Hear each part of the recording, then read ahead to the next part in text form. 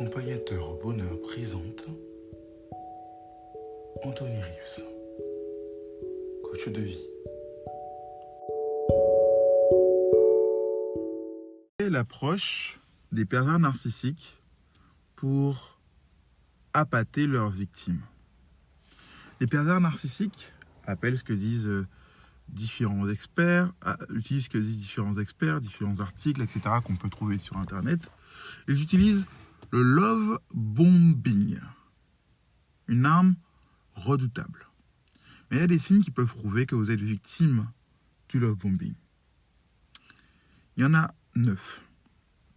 Premièrement, la vitesse de la relation, du moins du début de la relation. Deuxièmement, directement, elle vous fait sentir que vous êtes spécial. Troisièmement, les compliments ne sont que superficiels. Ça va pas en profondeur en fait. Quatrièmement, il se montrera supérieur à vous, même s'il se montre supérieur à vous de manière subtile. Cinquièmement, il y aura un stade de la dépendance.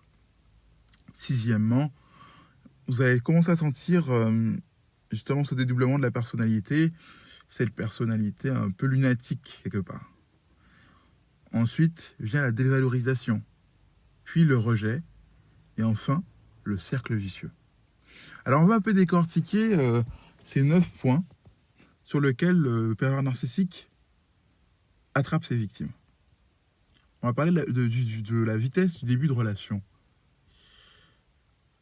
Donc, parce que généralement, le pervers narcissique sait que le début de relation est souvent excitant, généralement, et qu'on a tendance à brûler les étapes pendant cette période, il en profite. Mais si on devient trop vite le centre de l'attention de cette personne, c'est là où il faut faire attention. Si elle ne décroche pas et qu'elle a systématiquement besoin de vous parler, c'est là où c'est un signe alarmant. Si elle ne décroche pas de vous, c'est que vraiment, c'est inquiétant. Elle vous lâche des messages à répétition. Elle vous suit pleinement sur les réseaux sociaux. Elle like tout ce que vous faites, avec des déclarations d'amour enflammées, etc. Là, il faut s'inquiéter. Il faut se méfier. Parce qu'il faut dissocier en fait le love bombing du coup de foudre. C'est pas la même chose. C'est pourquoi il est nécessaire de prendre le temps par rapport au love bombing. C'est du moins par rapport au coup de foudre supposé. Pour discerner si c'est un love bombing ou un coup de foudre réel. D'accord ? Là, on passe au deuxième point maintenant. Cette personne nous fait sentir que vous êtes spécial. Alors l'objectif à travers cette méthode, c'est de submerger la victime d'un fort sentiment d'amour dès le début.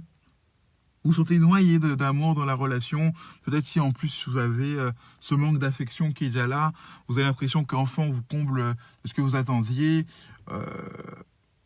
Alors pour cela, elle va tout faire pour vous faire sentir que vous êtes spécial à ses yeux. Il ne va pas hésiter à vous parler de ses sentiments, vous fera comprendre que vous êtes l'amour de sa vie en trop peu de temps pour que cela soit vrai. En fait, il va peut-être plus ressembler à un cœur d'artichaut. Donc ça va être en très peu de temps que ça soit vrai comme ça, méfiez-vous quand même. Hein. Alors, on l'a dit tout à l'heure, les compliments ne sont que superficiels. Ils ne seront que superficiels, bizarrement. Ça n'ira pas aux profondeurs. Faut faire attention lorsque vous recevez trop de compliments, alors que vous le connaissez à peine. Ça fait quelques jours, quelques semaines. De plus, le love bomber va généralement complimenter toujours sur l'extérieur. On parle de la surface, on parle de l'extérieur, la beauté de votre look, vos yeux, votre physique. Mais rien de profond. Pourquoi ? Car elle ne porte pas d'attention à la personne que vous êtes vraiment. Son but, c'est juste de vous charmer, au final, de vous posséder. Alors, on a dit qu'il se montrera supérieur à vous. Même si c'est subtil, il se servira de votre vulnérabilité, peut-être qu'une rupture, ou peu importe la situation que vous traversez, ou votre parcours, les symptômes que vous avez. Quand je parle de symptômes, c'est que peut-être que vous êtes quelqu'un qui se sentit rejeté dans sa vie, qui a connu des mauvaises expériences, etc. Donc il va en profiter pour prendre l'ascendant à ce moment-là et vous manipuler. La culpabilité jouera aussi pour obtenir ce qu'il veut de vous. Et là, il va commencer à se mettre en avant pour vous donner l'impression qu'il est votre héros. Voilà. Et que sans lui, vous ne pouvez rien faire dans votre vie. Donc l'objectif, au final, vous avez compris, c'est que vous l'admiriez et de constater qu'il a plus de pouvoir sur vous. Donc forcément, c'est logique, vous comprenez, la logique évidente et implacable, c'est qu'après ça, il crée le sentiment de dépendance. Vous déstabilise, vous fait dérailler. Et là, il a la possibilité de mieux vous manipuler. Et donc, du coup, vous êtes dépendante. Déjà, de toute façon, vous commencez à être dépendante à partir de l'étape 4, hein, où il commence à se montrer supérieur à vous et qu'il veut vous faire entrer en admiration. Donc là, il vous plonge à l'étape 5 dans la dépendance totale. Surtout si vous êtes quelqu'un qui a... Comment dire, j'arrive pas à trouver mes mots là aujourd'hui, qui a un peu l'identité de quelqu'un qui a manque de confiance en elle. Voilà. Et bien sûr, après, vous allez découvrir le développement de personnalité. D'ailleurs, un docteur en parle. Le docteur Archer, qui s'est confié sur un site, dit que certains signes ne trompent pas, pour le citer, hein, notamment le changement de personnalité. Ça peut vous dire un soir que vous êtes la meilleure personne du monde et le lendemain vous faire une crise car vous ne l'avez pas invité à boire un verre avec vos amis. Cette réaction doit vous interpeller. S'il devient violent, qu'il vous reproche d'être égoïste, distante et de l'abandonner, que dans ce cas précis, vous ne reconnaissez plus la personne qui vous a séduite. Il s'agit bien de pervers narcissique et cette personne que vous aimiez n'a en réalité jamais existé. C'était juste un masque. Alors, moi, je précise quelque chose quand même dans tout ce qui a été dit là à l'instant, c'est que la violence, encore une fois, n'est pas uniquement physique. Lorsque vous sentez qu'il y a violence psychologique ou verbale, c'est déjà inquiétant. Vous comprenez déjà que là, on rentre dans la perversion narcissique. On ne dit pas que tous ceux qui réagissent comme ça sont des pervers narcissiques, mais c'est surtout par rapport au profil qu'on a cité, les différents critères qui ont été déjà cités précédemment. Donc là, on comprend que là, on est dans un stade, aux différents signes qui ont été cités, qu'on est dans un stade grave, quoi. Et là, ensuite, s'ensuit la dévalorisation.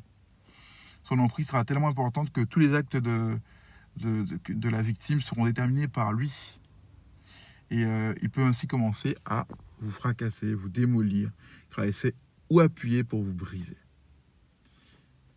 Après, étape 8, après avoir obtenu ce qu'il souhaitait, puisque vous êtes qu'un objet, qu'un trophée en fait quelque part, il va vous blâmer, provoquer parfois une rupture entre vous.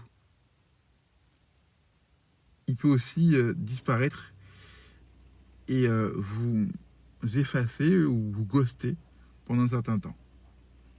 Et enfin, il va décider de répéter ce schéma sur une autre personne pour conquérir son ancienne cible.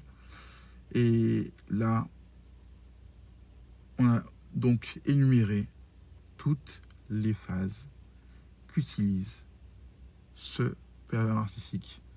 La méthode du love bombing.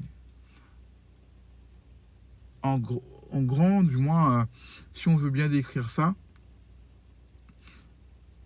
ce qui est intéressant, c'est que le dernier point, le cercle vicieux, déjà avant de continuer, le cercle vicieux, il y a 3 grandes phases qui se retrouvent dans ce cercle vicieux. C'est par rapport au love bombing, l'idéalisation, la dévaluation et enfin le rejet. L'idéalisation, la dévaluation et enfin le rejet. N'oubliez pas, c'est ces méthodes-là qu'il utilise. C'est ce qu'il va faire pour vraiment vous détruire. En peu de temps parfois. Soit il vous prend, il vous conquérit, il vous conquiert, et après il vous rejette, comme une vulgaire chaussette, comme un vulgaire objet. Soit il va essayer de vous maintenir sur son emprise le plus longtemps possible, le plus durablement possible, quoi. Afin que vous compreniez toute votre vie, ou une bonne partie de votre vie, que vous étiez son objet, et que c'était lui le maître. Comme si en fait il cherchait à avoir quelque part un esclave. Donc voilà, méfiez-vous, j'espère en tout cas que ça a pu vous aider à y voir plus clair, à voir comment procèdent les pervers narcissiques, comment ils appâtent leurs victimes. Donc voilà, en tout cas c'était accompagnateur au bonheur pour vous servir.